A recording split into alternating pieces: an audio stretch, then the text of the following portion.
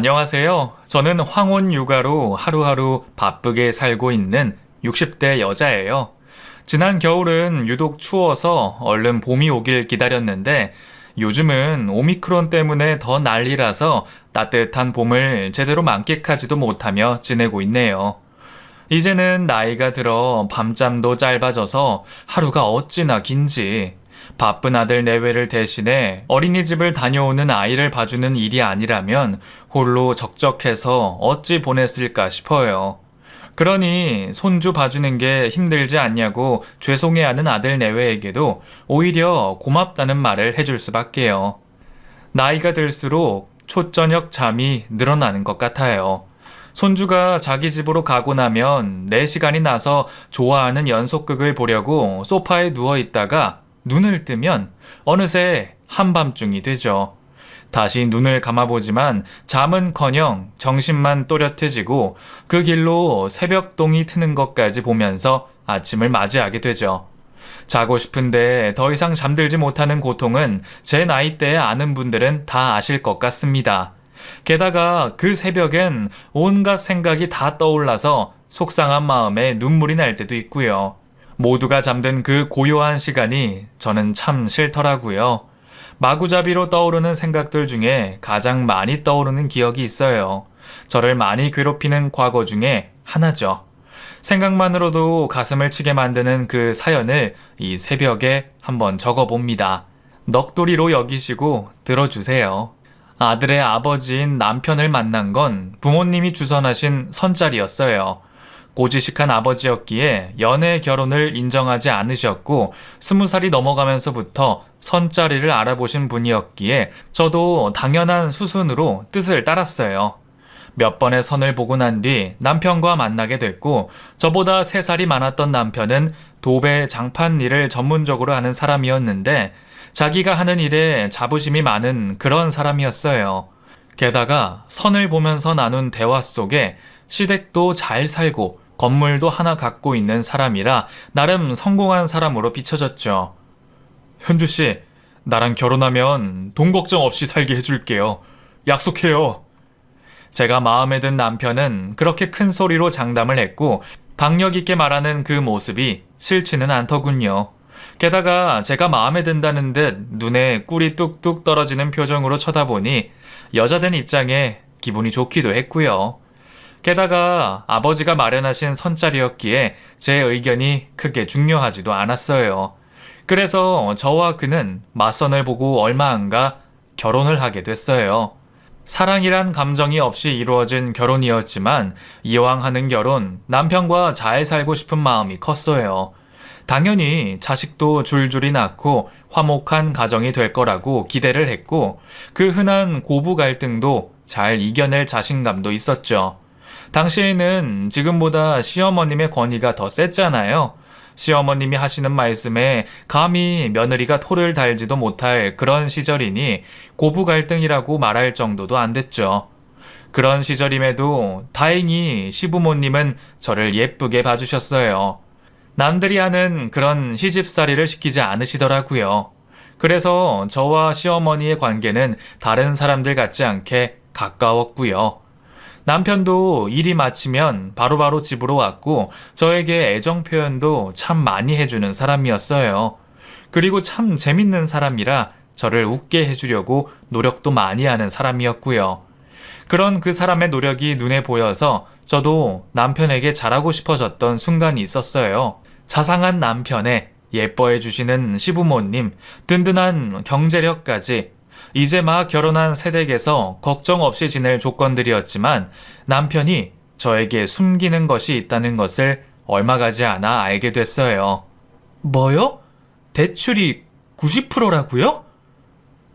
몰랐어? 당신이 얘기를 안 해주는데 내가 어떻게 알아요? 그랬었나? 내가 얘기를 안 했었나? 결혼을 하고 난 뒤 돈을 계획적으로 쓰기 위해서 남편의 수입 통장을 관리하게 됐고 그러다가 매달 목돈이 은행으로 들어가는 걸 발견하게 됐어요. 의아했던 저는 남편에게 확인을 했는데 글쎄 그 돈이 건물 대출금이라는 거였어요. 남편이 그렇게 자랑스럽게 얘기했던 그 건물이 실은 90%가 은행 소유였던 거죠. 그 사실을 알았을 때 얼마나 어이가 없던지 가만히 있다가 뒤통수를 맞은 것 같았어요. 누가 돈 모아서 건물 사? 다 빚내서 사서 건물값 오르면 차익 보는 거지. 걱정하지 마. 몇 년만 있으면 껑충 뜰 테니까. 남편은 자신만만하게 말을 하며 저를 타일렀어요. 모두 투자 명목으로 하는 거라고 돈 버는 사람들은 다 이렇게 한다며 얘기를 하는데 그쪽으로는 아는 것이 없던 저는 남편 말을 믿을 수밖에 없었어요. 그리고 남편의 수입이 적은 금액은 아니었던지라 알아서 잘 하겠지 여겼고요. 그런데 신혼 초에는 분명 여유가 있던 생활비가 갈수록 쪼달리는 게 문제였어요. 집안 가게를 제가 관리하면서부터 드러난 문제였죠. 대출금이랑 보험료 등 매달 나가는 돈을 제외하고도 시부모님 용돈에 생활비까지 쓰고 나면 남는 돈이 거의 없었어요. 애도 없이 둘만 쓰는 생활비가 뭐 그리 많이 나가겠어요. 모두 대출금이랑 이자가 큰 비중을 차지했죠. 평생 돈 걱정 없이 살게 해주겠다는 남편의 약속은 결혼한 지 반년 만에 깨지고 말았죠. 그걸 깨닫고 나니 속은 기분이 없잖아 있었지만 어쩌겠어요. 이미 한 결혼을 물릴 수도 없고. 요즘이야 이혼이 흔하다지만 저 때는 한 번 시집을 가면 그 집 귀신이 돼서야 나올 수가 있으니 끝까지 안고 갈 수밖에요. 그나마 다행인 건 시집을 올 때 저한테 비상금이 있었다는 겁니다. 친정 어머니가 혹시나 살면서 무슨 일이 있을까 싶어서 챙겨주신 돈이 좀 있었어요. 제가 어릴 때부터 받은 용돈들을 모두 저축한 통장과 결혼 전 직장 생활을 하며 모은 돈, 거기에 엄마가 좀 더 얹어서 제법 큰 돈을 통장에 넣어주셨거든요. 현주야, 이거 비상금으로 두고 써. 엄마, 나 주지 말고 엄마 써요. 나 예단에 혼수까지 돈 많이 들어갔을 텐데. 너 결혼할 때 주려고 따로 모아둔 돈이야. 그러니 네 거지. 그냥 가져가, 응? 엄마. 제 이름으로 된 통장을 건네시던 엄마는 눈물을 훔치시며 애써 서운한 표정을 숨기셨어요. 그 눈물에 저도 그만 울음보가 터져서 둘이 한참이나 부둥켜 안고 울었던 기억이 나네요. 아버지가 사업을 하셔서 생활이 풍족할 때도 있었지만 사업이란 게 그렇잖아요. 일이 잘 안 돼서 생활이 빠듯할 때도 있었는데도 그 돈을 쓰지 않고 차곡차곡 모아두신 엄마의 마음이 느껴져서 얼마나 가슴이 아프던지. 시집가서 잘 살라고 챙겨주신 그 비상금을 쓰고 없어지는 생활비로 써서는 안 되겠다는 생각에 저는 남편에게 제안을 한 가지 했어요.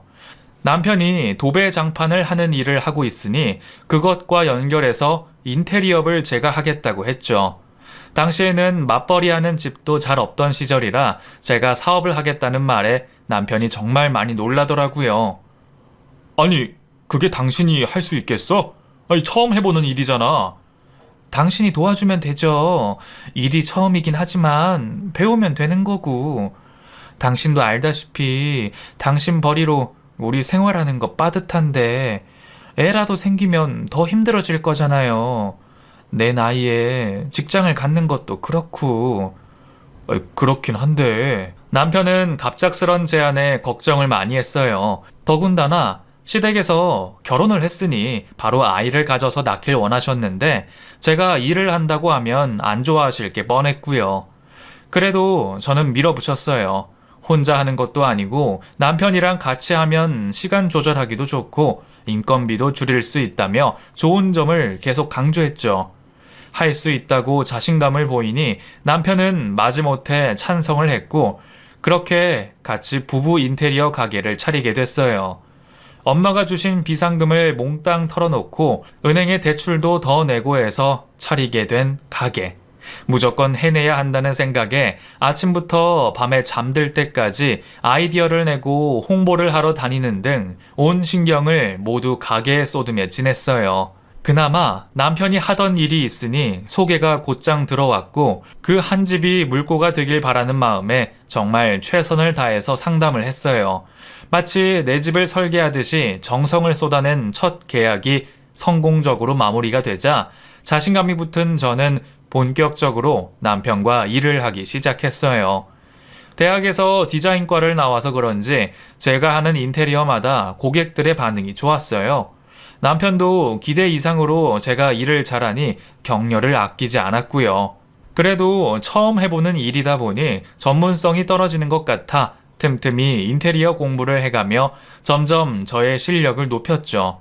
자신감이 붙고 성과가 있다 보니 저의 자신감은 갈수록 높아지는 것과 달리 친정엄마는 도통 임신할 기미를 보이지 않는 저 때문에 걱정이 늘어지셨죠. 결혼한 지 벌써 2년이 다 되어 가는데 아이도 안 가지고 이렇게 계속 일만 하면 어떡하니? 사돈댁에서 얼마나 걱정이 많으시겠어. 곧 가질 거예요. 조금만 더 하면 자리 잡을 거고 지금 직원도 구하고 있어. 그 직원 잘할 수 있을 때까지 가르치고 바로 애 가질게요. 이거사, 네가 임신하고 싶다고 하면 바로 되는 건 줄 알아? 이렇게 자꾸 미루다가 어쩌려고 그래? 알았어요. 곧 임신 소식 들려드릴게요. 걱정하지 마시라니까요. 엄마는 사돈댁에 눈치 보인다고 일 그만두고 얼른 아이 가지라고 난리셨어요. 그 마음을 모르는 건 아니었으나 이제 자리 잡기 시작한 일을 손 놓고 싶지 않았던 저는 조금씩 임신을 미루고 있었죠. 그러다가 어느 날 저희 부부에게 아이가 생기게 됩니다. 결혼 3년 차에 찾아온 아이였죠. 일에 쫓기면서도 아이를 가져야 한다는 부담감이 있었는데 그때 때마침 임신이 된 거라 얼마나 기쁘던지. 게다가 마음에 드는 직원을 구해서 일도 여유가 있을 때였거든요. 여러모로 시기가 딱 좋을 때 임신이 돼서 얼마나 좋던지. 양가 부모님도 기다리던 임신 소식에 정말 기뻐하셨고요. 남편은 말할 것도 없이 엄청 좋아했어요. 임신을 하고 나서도 할 수 있는 일은 계속했어요. 일이란 게 입소문을 타기 시작하니 일감이 물밀듯이 들어오더라고요. 소개에 소개가 이어지고 점점 명성도 쌓게 되면서 저희는 그야말로 돈방석에 앉게 됐어요. 도배 장판 일만 할 때와는 비교가 안 되는 수입이 생기자 남편의 입꼬리는 내려올 줄을 몰랐고 시부모님 역시 너무 좋아하셨어요. 일이 그렇게 될 수 있었던 건 모두 친정엄마의 종잣돈이 있었기에 가능한 일이라 저는 엄마한테 보답을 하고 싶었어요. 그래서 결혼할 때 주신 비상금의 2배를 통장에 넣어서 다시 엄마께 드렸죠. 세상에, 이 돈을 왜 다시 줘? 엄마, 우리 이렇게 잘 풀린 거 다 엄마 덕분이야. 엄마가 챙겨준 비상금 없었으면 시작도 못했을 거야. 내가 한 게 뭐가 있어. 너랑 조서방이 다 한 거지. 우리 이제 돈 많아. 그러니까 이 돈 그만 넣어놔요. 응? 엄마는 돈이 너무 많다며 거절하셨지만 저는 억지로 엄마 주머니에 넣어드렸어요. 매번 딸 가진 죄인처럼 시댁 눈치 보고 사위 눈치 보셨던 엄마에게 그 정도를 해드려도 된다고 생각했거든요. 그렇게라도 챙겨드리니 제 마음이 오히려 든든해지더군요. 시간이 흘러 저는 아들을 출산했고 여전히 저희 가게는 성업을 했어요.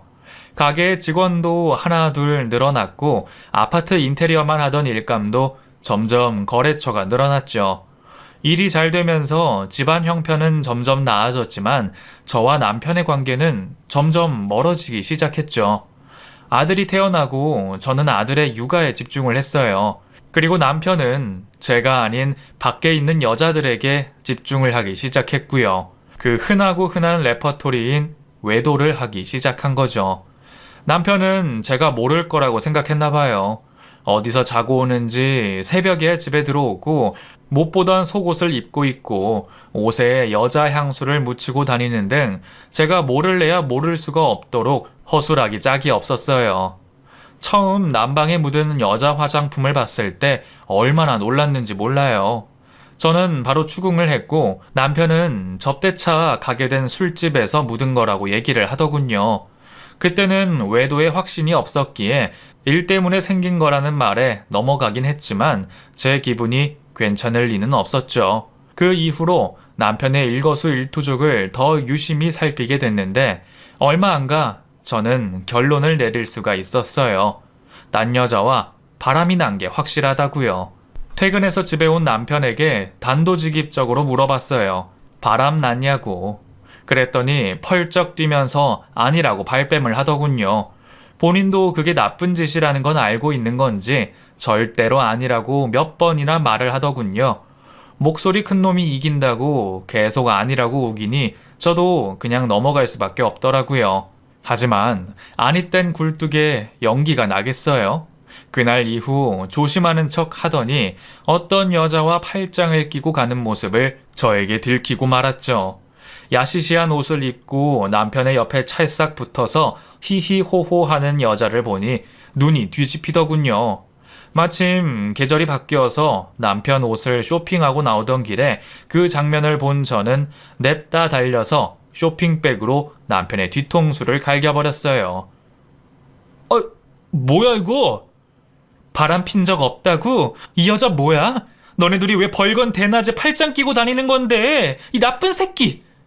옆에 있던 상간녀는 소리를 지르고 남편은 저를 말리고 저는 미친년처럼 날뛰었어요. 그 상황에서 어떻게 맨정신으로 있을 수가 있겠어요. 지나다니던 사람들이 구경하는 시선을 보냈지만 남사스러울 것도 없었고 눈에 뵈는 게 없더라고요. 남편이 한사코 말려서 겨우 진정을 하고 집으로 왔고 남편은 무릎을 꿇고 싹싹 빌더군요. 성민이 엄마, 내가 잘못했어. 응? 다시는 안 그럴게. 내가 각서든 지장이든 적을 테니까 이번 한 번만 봐줘. 응? 내가 바람 피냐고 물었을 때 아니라며. 그런 거 아니라고 나한테 소리 질렀잖아. 근데 내 뒤통수를 쳐도 이렇게 쳐? 잘못했어. 진짜 다시는 안 그럴게. 한 번만. 응? 한 번만. 빼도 박도 못하고 걸린 사람은 저에게 손이 발이 되도록 빌고 또 빌더군요. 맘 같아서는 정말 갈아 마셔도 시원찮은 기분이었지만 애 아빠잖아요. 제 감정과 별개로 내 아이의 아빠라는 이유로 맘 내키는 대로 할 수 없는 것도 화가 났어요. 결혼할 때는 유머러스하고 당찬 모습의 매력을 느꼈었는데 그 매력이 저만 느낀 건 아니었던 거죠. 일이라는 핑계로 밖으로 다니면서 온갖 끼를 다 흘리고 다녔을 남편을 생각하니 억장이 무너지는 것 같았어요. 누구에게 속상한 이 마음을 말도 못하고 다시는 안 그러겠다는 각서 한 장에 넘어가 줬습니다. 하지만 그건 끝이 아니었어요. 뭐든 처음 한 번이 어렵다잖아요. 남편은 저에게 한 번 걸려놓고는 또다시 저 몰래 바람을 폈어요. 오히려 저에게 안 들키려고 더 주도 면밀하게 행동하면서요. 아무리 조심한다고 해도 저는 남편의 머리 꼭대기에 있었고 번번이 걸렸어요. 그때마다 저에게 손이 발인 양 싹싹 빌었고 저는 아이 때문에 어쩔 수 없이 눈 감아주는 게 반복이 됐죠. 아무리 아이가 눈에 밟혀도 자꾸 반복되는 바람 앞에서는 얄짤없이 돌아섰어야 했는데 맘 약하게 그러질 못했는지 지금 와서 너무 후회가 되지만 그때는 그러는 게 제가 할 수 있는 최선이라고 생각했어요. 아이와 가정을 위해 내가 눈 감으면 조용히 지나간다고 생각했지만 그게 끝이 될 수는 없었던 거죠. 그렇게 눈 감고 산 지가 10년. 어느덧 아들은 20세 성인이 됐고 아들의 대학교 입학을 기념으로 저녁을 먹는 자리에 남편, 아니 그 사람은 자신의 내연녀와 함께 자리에 참석했어요. 아들도 있는 자리에 버젓이 상간녀를 데려온 그 사람은 당당하게 저에게 요구하더군요. 이혼을요. 이제 성민이도 다 자랐고 우리 자신의 삶을 살자고. 당신도 나랑 한 입을 덮고 못 살 거 아니야. 그러니까 우리 각자 인생 즐기면서 살자고. 아들과 함께하는 저녁 식사 자리에 내연녀를 데리고 온 아빠라는 사람이나 머리에 뇌는 마치 장식인 양 쫄래쫄래 따라 나온 상간녀나 둘 다 정상은 아니었어요. 부끄러움 같은 건 잊고 사는 건지 너무나 당당한 그 남자의 얼굴을 보면서 속이 미식거리더군요. 결국 그 자리를 박차 나올 수밖에 없었어요. 그런 저를 따라 당황한 아들이 쫓아왔고요. 엄마, 그냥 아빠랑 이혼해요. 더 이상 이렇게 참기만 하시는 거 하실 필요 없어요. 그래, 성민아. 10년이나 참고 산 보람도 없이 이제 끝내야 되겠다. 더 이상 내가 안 되겠어. 그 두 년놈들 상판에 딱이나 올리고 나올 걸. 그냥 나온 게 한이 될 정도였죠. 내가 그동안 어떤 마음으로 참고 산 줄도 모르고 아직도 하고 싶은 대로 하면서 사는 인간을 무슨 기대로 참아줬나 싶은 게 내가 등신이다 싶었어요. 그날 친구를 만나서 술을 얼마나 마셨는지 모릅니다. 술 해독이 안 돼서 잘 마시지 않던 건데도 그날따라 갈증이 나듯이 계속 입에 들어가더군요. 안 하던 짓을 하니 친구도 놀라고 이혼을 결심한 제 얘기에 또 놀라고 다음날 숙취 때문에 고생을 했지만 그렇게라도 쏟아내고 나니 생각이 정리가 되더군요. 마음의 결정을 내리고 그 인간을 만났어요. 네가 바라는 대로 이혼해줄게. 정말이야? 와, 웬일이냐? 내 말을 다 듣고. 야, 이럴 거면 진작 해줬으면 얼마나 좋냐? 이혼하자는 제 말이 그렇게도 좋은지 빙글빙글 웃으면서 말하는 그 남자를 보며 내가 왜 그동안 참고 살았나 회의감이 들었어요. 아이 아빠라는 생각에 붙들고 있어야 한다는 생각했을 때는 그래도 괜찮은 남자라고 여겼었는데 이혼을 하기로 맘먹고 바라본 남자는 보통 형편없는 게 아니더라고요. 내가 그동안 허상을 붙들고 살았구나 싶었어요. 그러느라 아까운 내 청춘을 다 보낸다 싶었지만 이제라도 내 인생을 살자 싶었죠. 나도 이혼하고 먹고 살아야지. 그동안 모은 재산도 많잖아. 아니 설마 그거 혼자 꿀꺽 하려는 건 아니지? 염치라는 단어는 몰라? 어쩜 그렇게 낯짝이 두꺼워? 헤어지는 마당에 우리 인신공격은 하지 맙시다. 나는 정정당당히 내 몫을 요구하는 거야. 아니 솔직히 그 돈 너 혼자 번 거는 아니잖아. 가만히 있으면 어련히 안 해줄까. 법적으로도 다 정해진 게 있는데 굳이 말로 꺼내서 밑바닥을 보이는 그 남자를 보며 어이가 없었어요. 애초에 이렇게 재산을 모으게 된 게 누구 덕인데 이러나 싶고 내가 그동안 참 헛살았다 싶은 마음에 속이 문드러졌어요. 거기다 이 인간은 한술 더 떠서 재산 분할 소송까지 걸더군요. 제가 제시한 금액이 마음에 안 든 거였어요. 이혼의 원인 제공을 한 당사자가 재산 분할 소송까지 거니 법원 쪽에서도 어이없어 했어요. 그러거나 말거나 그 인간은 저에게 한 푼이라도 더 받아가려고 술수를 썼고 이혼하는 마당에 참 더러운 꼴까지 보게 되니 저는 점점 지쳤어요. 원하는 걸 줄 때까지 제 바짓가랑이를 잡고 안 떨어질 것 같은 그 사람을 보면서 제가 일으킨 인테리어 사업체를 그냥 넘겨버렸어요. 혹시 죽더라도 나한테 알리지 말고. 알겠어? 피차 마찬가지야. 너하고 그동안 살면서 내가 얼마나 답답했는지 너 모르지? 너 남자 숨통을 꽉꽉 쬐는 희한한 취미 있어. 나중에 딴 남자 만나더라도 그러지는 마라. 또 그러면 나처럼 도망갈지도 몰라.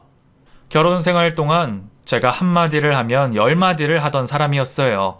그 성정은 어디 가지도 않고 이혼하는 날까지도 그렇게 못난 말을 퍼붓더군요. 그러면서 마중 나온 상간녀의 엉덩이를 만지며 유유히 떠나는 그 인간의 뒷모습을 보면서 할 수만 있다면 죽이고 싶은 마음까지 들었었어요. 자식까지 낳고 산 여자 가슴에 이렇게 대못을 박을 수가 있나 싶은 게 차라리 이렇게라도 헤어지게 돼서 정말 다행이다 싶었어요. 제발 다시는 저 인간과 엮이지 않기를 바라고 또 바랬어요. 이혼을 한 뒤부터 저는 더 열심히 살았어요. 인테리어 회사는 전 남편에게 넘겼지만 프랜차이즈 가게도 몇 개 있었고 임대업을 하는 빌딩도 하나 있었거든요. 그래서 먹고 사는 건 걱정이 없었죠. 건강을 좀 챙겨야겠다는 생각에 운동도 시작하고 재즈 댄스 학원도 등록해서 취미 활동도 했죠. 그동안 바람피는 남편에게 가 있던 신경들을 나 자신에게 돌리고 나니 세상이 달리 보이더군요. 주변에서도 분위기가 많이 바뀌었다고 보기 좋다고 하고요. 이혼하는 과정이 힘들긴 했지만 어찌 보면 그게 터닝 포인트가 돼서 제가 마음을 달리 먹게 된 계기가 됐죠. 아들은 대학원까지 졸업을 하고 사귀던 여자친구와 결혼을 하게 됐어요. 대학 때부터 사귀던 사이라 저랑도 잘 지내던 여자아이였는데 끝까지 그 인연을 잘 이어가서 결국 결혼까지 맘먹었더라고요. 사돈이 될 집안 부모님은 두 분 다 교사셨고 그런 가정에서 자라서 그런지 며느리는 성격도 참 차분하고 예뻤어요. 그런 며느리가 저도 마음에 쏙 들었고요. 결혼식 날을 잡고 아들이 저에게 말을 하더군요. 엄마, 결혼식 날 아버지도 부르고 싶은데 괜찮으시겠어요? 뭐? 네 아빠? 사실 엄마 이혼 후에도 아빠한테 계속 연락이 왔었어요. 엄마가 속상하실까봐 말씀은 안 드렸는데 그 남자한테서 계속 연락이 왔었다는 아들의 말이 좀 의외더군요. 여자 뒷공무니만 따라다니면서 살 줄 알았는데 그것도 애비라고 아들 생각이 난 모양이었죠. 정말 맘 같아선 다시는 그 인간 얼굴을 보고 싶지 않았지만 평생에 한 번 있을 아들의 결혼식이고 사돈될 사람들 면도 있고 해서 아들의 말에 따르기로 했어요. 드디어 아들의 결혼식, 되도록 얼굴을 마주치고 싶지 않아서 결혼식 당일에 식장으로 바로 오라고 통보를 넣은 터라 결혼식 시간에 맞춰 손님 맞이를 한다고 서 있었어요. 곧 꿈에라도 보고 싶지 않은 그 얼굴이 나타났고 그 곁에는 상간녀 꼬리를 달고 있더군요. 참 가지가지 한다는 생각에 제 인상이 돌아간 모양이었어요. 야, 거 오랜만에 보는 얼굴에 대놓고 인상 쓰는 거 아니야? 여기가 어디라고 꼬리를 대고 나타나는 거야? 어허, 거 많이 조심해. 우리 엄연히 부부야. 저와 이혼 후에 그 여자랑 혼인신고라도 한 모양인지 부부라고 당당히 밝히는 꼬라지에 제 배알이 꼬이더군요. 주위에 보는 눈도 많고 해서 말을 아끼고 오는 손님들을 받고 있는데 이혼한 부부가 같이 서 있으니 다들 놀란 표정들을 짓더군요. 마치 동물원의 원숭이가 된 기분이었어요. 몇 시간만 참자 스스로를 다독이고 있는데 그 와중에도 그 둘은 서로의 귀에 속닥속닥이면서 아주 꼴사나운 짓을 하고 있었어요. 그 모습을 애써 모른 척하며 있는데 제 귀에 다 들리게 말을 하더군요. 원래는 당신이 저 자리에 앉아야 하는데, 그치? 에이, 왜 그래요? 저 여자 다 듣는데. 아니, 지금은 나랑 결혼해서 살고 있는 사람이 자네니까 엄연히 자네가 적임자지. 속이 부글부글 끓더군요. 입에서 욕이 나올 것 같았어요. 한마디 해야겠다 싶어서 입을 떼려는 순간에 아들이 제 손을 잡더군요. 엄마, 제가 다 알고 있잖아요. 조금만 참으세요. 다시는 아빠랑 이렇게 같은 자리에 계실 일 없어요. 네? 정말 아들 얼굴을 봐서 그 순간에 겨우 참고 넘길 수 있었어요. 앞으로 다시는 안 볼 생각으로 그 생각으로 꾹 눌러 참고 결혼식을 무사히 끝낼 수 있었어요. 무대 위에 서 있는 아들과 며느리는 한 쌍의 백조처럼 정말 아름다웠어요. 부디 아들은 나처럼 힘든 결혼 생활을 하지 않기를 속으로 얼마나 빌었는지 모릅니다. 그걸 위해서라도 결혼식이 흠없이 끝나야 했고 무사히 모든 행사가 끝날 수 있었어요. 아들 내외는 강남에서 영어 학원을 크게 운영했어요. 결혼 전부터 아들이 운영하던 학원이었는데 며느리와 결혼을 하면서 확장을 하게 됐죠. 둘 다 젊어서 그런지 운영에 대해 애착이 남달랐어요. 둘만의 목표도 있었고 앞으로의 계획도 있더라고요. 그렇게 바쁜 생활 속에서도 며느리는 꼬박꼬박 저에게 안부 인사를 하면서 며느리 노릇을 하려고 애를 쓰더군요. 어른 공경할 줄도 알고 잘하려고 애쓰는 모습이 어찌 안 이쁠 수가 있겠어요. 먼저 며느리를 본 친구들이 딸 같은 며느리는 없다고 했지만 진심으로 저는 며느리가 딸처럼 예뻤어요. 게다가 결혼하고 얼마 지나지 않아 임신까지 돼서 정말 축하할 일이 줄을 이어 생겼죠. 저희는 일주일에 한 번은 아들 내외와 같이 저녁 식사를 했는데 그 자리에서 이상한 소리를 듣게 됐어요. 상민 씨, 아버님이 입금 안 됐다고 전화하셨던데 오늘 송금해 드렸어? 아까 보냈지. 송금이라니? 얘기를 듣던 제가 송금이 뭐냐고 묻자 아들 내외가 당황해서 쳐다보더군요. 아들은 이미 변명거리를 생각해내느라 머리를 굴리는 게 빤히 보였고요. 저는 숨길 생각 말고 이실직고 하라고 했고 아들은 어쩔 수 없이 말을 꺼냈어요. 그게 아버지가 급하게 돈이 필요하다고 하셔서. 뭐? 돈? 그래서 네가 돈 보내준 거야? 뜬금없는 전 남편 얘기에 저는 그만 마음이 상해버렸어요.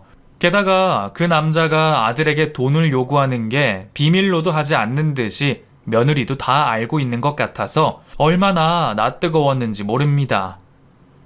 너희가 그 사람 돈을 왜 해줘? 또 연락 오면 안 된다고 하고 이제 연락 끊도록 해라. 네, 어머님. 설마 이번이 처음이 아닌 거니? 예상대로 결혼 후 몇 번이나 돈을 그렇게 해준 것 같았어요. 저는 애들이 대답하는 게 시원찮아 보여 더 캐물었고 알고 보니 아들의 새엄마가 된 그 내연녀와도 몇 번이나 학원에 왔다는 소리를 해서 깜짝 놀랐죠. 갑자기 두통이 오는 것 같아 눈을 감고 있으니 아들이 놀라서 살폈어요. 엄마 이러실 것 같아서 얘기 안 한 거예요. 엄마 괜찮아요? 병원 갈까요? 어머님 괜찮으세요? 그래 괜찮다. 걱정하지 않아도 돼. 너희들이나 내 말 들어. 다시는 그 둘이 오더라도 맞장구 쳐주지 마. 알았니? 네. 아들과 며느리에게 한 번 더 당부를 했고 아이들은 그렇게 하겠다고 했어요. 처음부터 소란이 일까봐 달라는 돈을 주고 말았다고 하던 아이들은 제가 알게 됐으니 이제 그러지 않겠다며 몇 번이나 확인을 해주더군요. 아버지라는 인간이 결혼도 한 아들에게 손 벌리고 그런다는 게 얼마나 부끄러웠는지 모릅니다. 할 수만 있다면 그 둘은 저기 멀리 낯선 해외로 보내버리고 싶은 충동까지 생기더라고요. 제 마음이 그렇더라도 어쩌겠어요. 아들 주변에 서성이지 않기를 바라는 수밖에요. 결혼을 하자마자 임신을 한 며느리는 그 해 아들을 쏙 빼닮은 손자를 저에게 안겨줬어요. 태어난 지 얼마 안 돼서 작디 작은 손자를 안아드는데 어쩜 그리 아들과 빼다 박았는지 아들의 어릴 적 모습이 생각나서 가슴이 뭉클해지더라고요. 그 작던 아들이 이제는 아버지가 되어 의젓한 모습을 보이니 세월 흐르는 게 새삼 느껴져서 기분이 이상해졌어요. 제 바람대로 서로 사랑하면서 살아가는 아들 내외에게 고마운 마음마저 들었고요. 비록 내 결혼 생활은 엉망진창이었지만 그것과 반대로 아들은 잘 살 거라는 믿음에 한치도 의심이 들지 않았어요. 그만큼 제 눈에 아들 가족 모습이 좋아 보였어요. 출산한 며느리는 1년 정도 집에서 손주를 돌봤고 그 후엔 다시 학원으로 복귀를 하게 됐어요. 어린 자식 때문에 일하러 가는 걸 내켜하지 않았지만 제가 그렇게 하라고 했어요. 공부도 때가 있듯이 일하는 것도 다 때가 있다는 걸 살아오면서 제가 경험했기에 흔쾌히 그러라고 했죠. 손자는 베이비시터와 제가 봐주기로 하고요. 베이비시터가 손 가는 건 거의 다 했기에 저는 곁에서 아이를 지켜봐 주는 것만 했어요. 그렇게 해주는 것만도 며느리는 많이 고마워했고요. 황혼 육아를 시작한다고 친구들이 반대를 많이 했지만 저는 오히려 그 시간이 좋았어요. 손주가 자라는 순간순간을 제 눈으로 담을 수 있는 시간이 어찌나 좋던지. 요즘 자식도 많이 안 낳는 추세잖아요. 이 순간이 언제 또 오겠나 하는 생각에 힘든 게 하나도 없었어요. 그렇게 손주는 무럭무럭 자라서 어린이집도 가고 학교도 입학하게 됐어요. 손주가 10살이 될 때까지 저는 계속 아이를 돌봐줬죠. 아주 어릴 때부터 아이와 함께 지내서인지 손자는 저를 참 많이 따랐고 혹시나 또래 친구 엄마들과 비교될까봐 제 외모도 엄청 신경 쓰고 다녔어요. 마음은 그렇지 않은데 나이는 겉으로 표시가 나니까 신경을 안 쓸 수가 없었죠. 손자가 10살이 되니 혼자 할 수 있는 것들이 참 많아지더군요. 놀이터에 친구들과 놀러 다니기도 하고 학원도 알아서 혼자 다니고요. 그래서 저녁 시간에는 혼자 있을 수 없어서 항상 제가 집으로 가서 같이 저녁을 먹고 며느리가 집에 오면 저는 집으로 오고 그랬어요. 그날도 당연히 저녁에 아들 집으로 갈 예정이었고 그날은 손자가 좋아하는 수제 돈가스를 만들어 먹일 오량으로 오랜만에 솜씨발이를 하고 있었어요. 그러는 중에 며느리가 아들을 데리고 갑자기 왔더군요. 얘야, 어쩐 일이야? 내가 저녁에 넘어가려고 했는데. 아, 제가 시간이 나서 데리고 왔어요, 어머님. 밤에 날씨도 쌀쌀한데 제가 퇴근하고 데리러 올게요. 뭔가 쫓기듯이 며느리는 손자를 두고 가버렸고 저는 어리둥절해서 손자에게 물어봤죠. 오늘 무슨 일이 있냐는 제 질문에 손자는 머뭇거리더니 조심스레 말을 꺼냈어요. 할머니, 이거 비밀이에요. 지금 저희 집에 할머니, 할아버지 와 계셔요. 손자의 말에 놀란 저는 그 사람들이 누군지 짐작이 되더군요. 어제 저녁에 할머니, 할아버지가 오셔서 저희 집에서 자고 갔어요. 어제는 며느리가 일찍 퇴근한다고 안 와도 된다 해서 아들 집에 가지 않았는데 오지 말라는 사정이 따로 있었던 모양이었어요.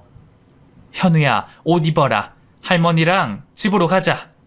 속에서 열불이 나더군요. 그래서 손자의 손을 잡고 아들 집으로 곧장 갔어요. 엘리베이터에서 내리니 이미 현관밖까지 음식 냄새가 진동을 하고 있었고 마치 잔칫집인 양 전 부치는 기름 냄새가 났습니다. 거침없이 현관문을 열고 들어서니 거실에 한상 차린 음식이 있었고 거실 소파에서 히히락락거리며 TV를 보고 있는 전 남편과 그의 부인이 있더군요. 그 둘은 갑자기 들이친 저를 보고 놀란 표정이었어요. 저는 며느리를 찾아서 부엌으로 가니 4구 인덕션에 냄비가 모조리 올라가 있고 음식 장만에 정신이 없어 보이더군요. 애미야. 어머, 어머님 언제 오셨어요? 너, 이게 다 뭐니? 아, 아버님이 오늘 생신이시라. 알고 보니 그 인간 생일이라 생일상 받아 먹으러 온 거였죠. 저는 거실로 다시 가서 그 인간에게 소리쳤어요. 생일이면 니들 둘이 생일상 차려서 먹으면 되지. 무슨 낯짝으로 여기까지 와서 이러는 거야? 반기는 사람이 누가 있다고? 이건 말 함부로 하고 그래. 나도 시아버지 대접받을 자격이 있어. 그깟 생일상 하나 받는 게 뭐 그리 대단한 일이라고 이 난리야? 뭐라고?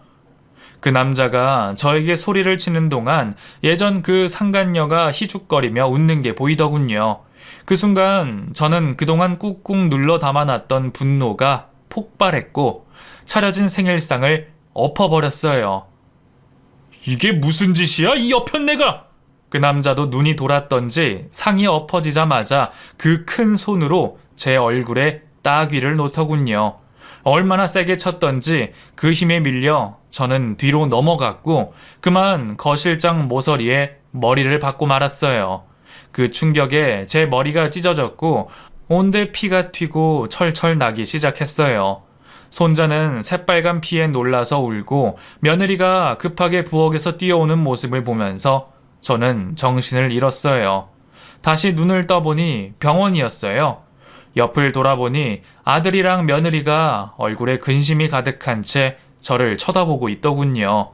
아들에게 들어보니 가벼운 뇌진탕 증세가 있고 찢어진 부분은 꿰맸다고 했어요. 그 인간들은 아버지 집으로 가 계시라고 했어요.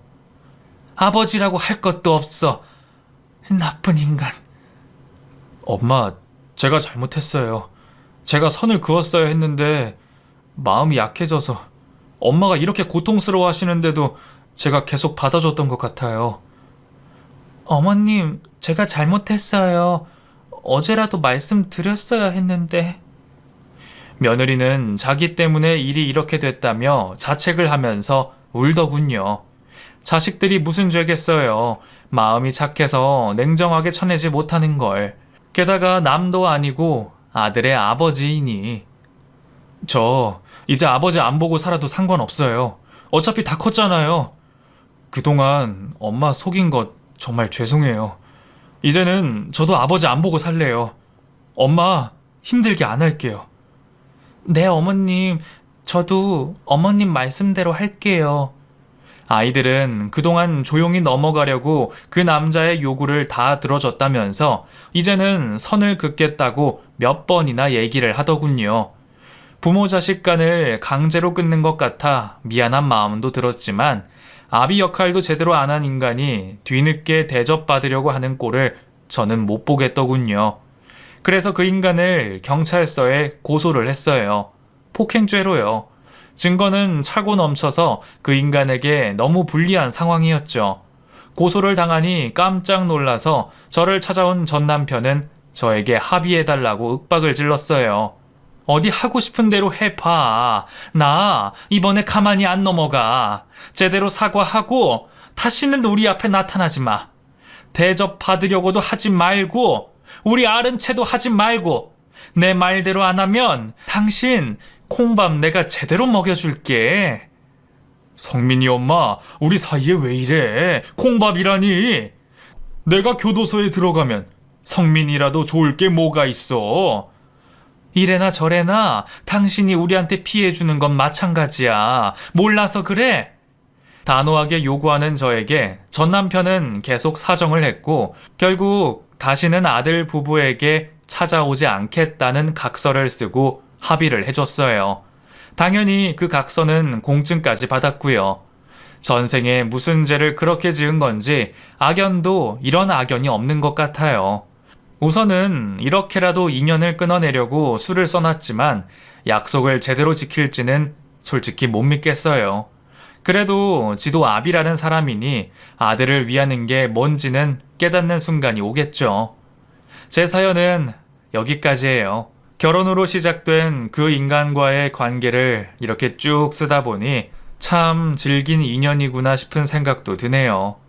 제발 이대로 그 인간과의 인연이 끝이 나길 바라는 마음으로 글을 마무리합니다. 두서없이 쓴 긴 글 들어주셔서 감사합니다.